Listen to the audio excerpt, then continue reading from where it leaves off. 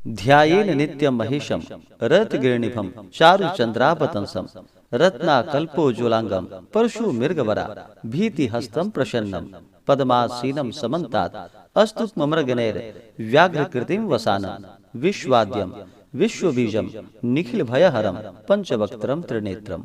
ओम नमः शिवाय। जय श्री राधे कृष्ण। आप सभी का हमारे YouTube चैनल पे बहुत बहुत स्वागत है। आइए सुनते हैं सोम प्रदोष व्रत की कथा। सोम प्रदोष का व्रत इस बार मार्गशीर्ष मास शुक्ल पक्ष में, जो कि 5 दिसंबर 2022 दिन सोमवार को प्रदोष का व्रत किया जा रहा है। जब भी प्रदोष का व्रत सोमवार के दिन पड़ता है तो इसे सोमवार प्रदोष या सोम प्रदोष व्रत के नाम से जाना जाता है। प्रदोष का व्रत, जो कि हर माह के कृष्ण पक्ष और शुक्ल पक्ष की त्रयोदशी तिथि के दिन जब भी प्रदोष काल का समय प्राप्त होता है, इस दिन प्रदोष व्रत को किया जाता है। और प्रदोष व्रत में प्रदोष काल के समय में भगवान शिव, माता पार्वती, साथ में शिव परिवार का पूजन किया जाता है। प्रदोष काल का समय, जो कि सूर्यास्त से 1 घंटे पहले और सूर्यास्त के 1 घंटे बाद तक के बीच का जो समय होता है, वह प्रदोष काल का समय होता है। और इस दौरान भगवान शिव जी, जो कि प्रसन्न मुद्रा में होते हैं, जो भी प्रदोष का व्रत करते हैं, तो प्रदोष व्रत के प्रभाव से व्यक्ति के सभी प्रकार के पाप और ताप नष्ट होते हैं तथा यह अभिष्ट सिद्धि को प्रदान करने वाला है। जिस दिन भी प्रदोष का व्रत पड़ता है, उस दिन के नाम से उसे जाना जाता है और उस दिन के प्रदोष व्रत का अपना विशेष महत्व होता है। तो सोमवार के दिन प्रदोष व्रत है, तो सोमवार के प्रदोष व्रत को करने से अभिष्ट सिद्धि की प्राप्ति होती है। और प्रदोष व्रत के प्रभाव से व्यक्ति को, जो कि 100 गायों को दान करने के बराबर पुण्य फलों की प्राप्ति होती है। तो आइए सुनते हैं सोम प्रदोष व्रत की कथा। अगर आप प्रदोष व्रत के उपलक्ष्य में ब्राह्मण दक्षिणा, अन्नदान, वस्त्रदान आदि के लिए देना चाहते हो, तो आप अपने श्रद्धा और सामर्थ्य के अनुसार हमें डिस्क्रिप्शन में जाकर के हमें गूगल पे, फोन पे या अकाउंट नंबर के माध्यम से आप अपने श्रद्धा और सामर्थ्य के अनुसार हमें ब्राह्मण दक्षिणा प्रदान कर सकते हैं। तो आइए पहले भगवान शिव जी का ध्यान करते हैं, उसके बाद सुनेंगे फिर सोम प्रदोष व्रत की कथा। तो बोलिए प्रेम से भगवान भोलेनाथ की जय, माता पार्वती की जय, भगवान गणेश की जय, सर्वदेवी देवता की जय। हे भगवान भोलेनाथ, आप करोड़ों चंद्रमा के समान कांतिवान, त्रिनेत्रधारी, मस्तक पर चंद्रमा का आभूषण धारण करने वाले, पिंगल वर्ण के जटाजूटधारी, नीले कंठ तथा अनेक रुद्राक्ष मालाओं से सुशोभित, वरदहस्त, त्रिशूलधारी, नागों के कुंडल पहनने वाले, व्याघ्र चर्म धारण किए हुए, रत्न जड़ित सिंहासन पर विराजमान शिव जी हमारे सारे कष्टों को दूर करे और सुख समृद्धि का आशीर्वाद प्रदान करे। सोम प्रदोष व्रत कथा के अनुसार एक बार की बात है कि सूत जी बोले कि हे ऋषिवरों, अब मैं आपको सोम त्रयोदशी व्रत का महात्म्य आपसे वर्णन करता हूँ। इस व्रत को करने से शिव पार्वती प्रसन्न होते हैं। प्रातःकाल स्नान आदि शुद्ध पवित्र हो भगवान शिव पार्वती का ध्यान करके पूजन करे और अर्घ्य दे। ओम नमः शिवाय इन मंत्रों का 108 बार जप करे। फिर भगवान की स्तुति करे कि हे प्रभु, मैं इस दुख सागर में गोते खाता हुआ ऋण भार से दबा ग्रह दशा से ग्रसित हूँ। हे दयालु, मेरी रक्षा कीजिए। शौनक आदि ऋषि बोले कि हे पूज्यवर महामते, आपने यह व्रत संपूर्ण कामनाओं के लिए बतलाया है। अब आप कृपा कर बताने का कष्ट करे कि यह व्रत किसने किया और क्या फल पाया। तब सूत जी बोले कि एक नगर में एक ब्राह्मणी रहती थी। उसके पति का स्वर्गवास हो गया था।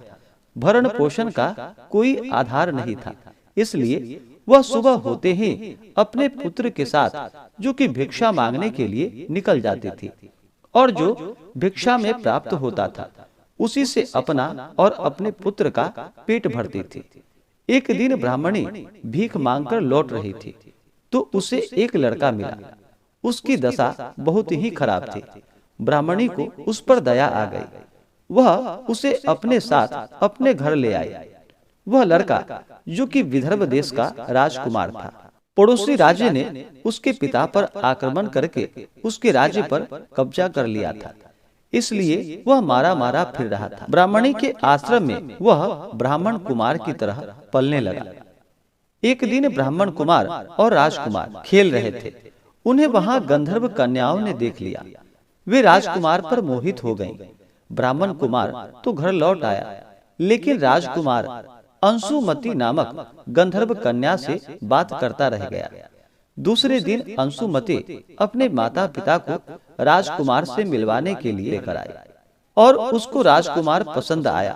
कुछ ही दिनों बाद अंशुमति के माता पिता को शंकर भगवान ने स्वप्न में आदेश दिया कि वे अपनी कन्या का विवाह राजकुमार से कर दे। फलतः उन्होंने अंशुमति का विवाह राजकुमार से करा दिया। ब्राह्मणी को ऋषियों ने आज्ञा दे रखी थी कि वह सदा ही प्रदोष का व्रत करती रहे। उसके व्रत के प्रभाव से और गंधर्व राज की सेनाओं की सहायता से राजकुमार ने विदर्भ देश से शत्रुओं को मार भगाया और अपने पिता के राज्य को पुनः प्राप्त कर लिया और फिर वहां आनंद पूर्वक रहने लगा। राजकुमार ने ब्राह्मण को अपना प्रधानमंत्री बनाया।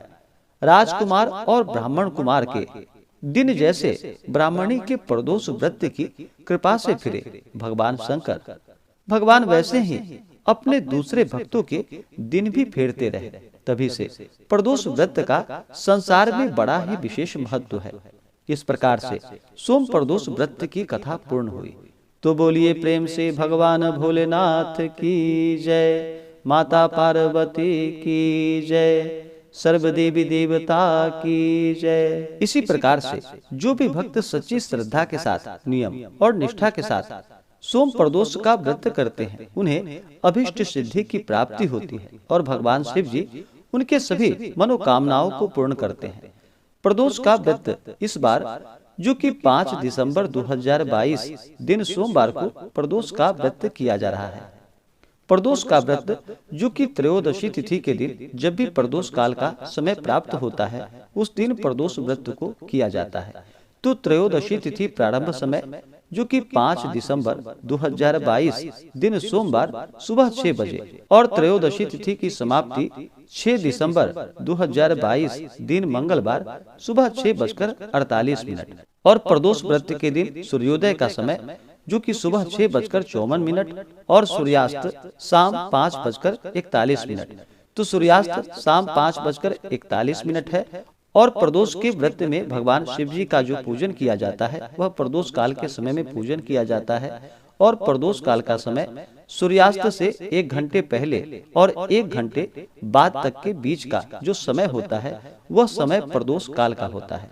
तो प्रदोष काल का समय हमें प्राप्त हो रहा है शाम 5:41 से उससे 1 घंटे पहले, यानी कि शाम 4:42 से लेकर के शाम 6:27 तक, जो कि शुभ चौघड़िया मुहूर्त के अनुसार समय है। आप उसके अनुसार भगवान शिव जी का पूजन करें।